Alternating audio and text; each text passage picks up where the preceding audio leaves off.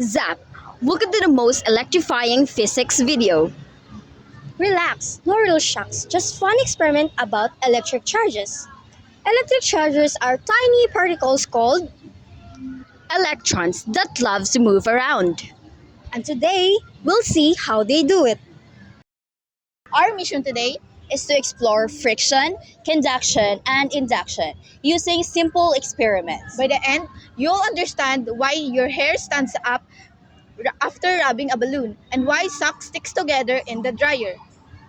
First experiment, charging by friction.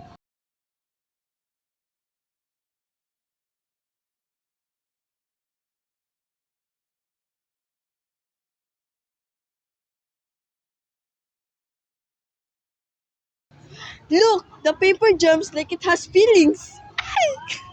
This happened because the balloon gains extra electrons and become negatively charged. While the paper stays neutral. Electrons attract neutral objects, so the paper jumps to the balloon.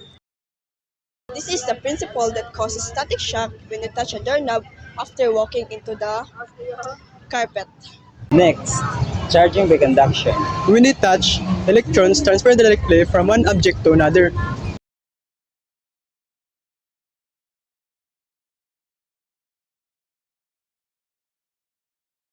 Think of it like sharing snacks.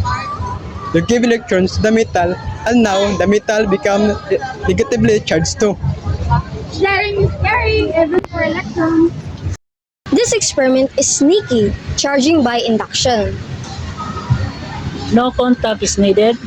Electrons in the paper rearrange themselves, creating an attraction. It's like magic, but actually it's physics. Even lightning is formed this way when charges separate in clouds. These experiments explain lightning, static shocks, and why clothes cling after laundry. Even photocopiers and some electronic devices use these charging principles to work.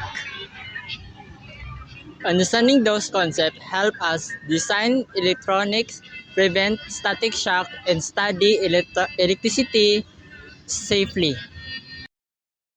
So remember, if something is rubbed, touched, or near other object, charges can move. That's friction, conduction, and induction at work.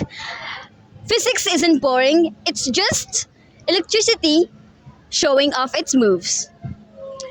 Thanks for watching. Stay charged. Battery charger. Download, repair. Music video. It's a music!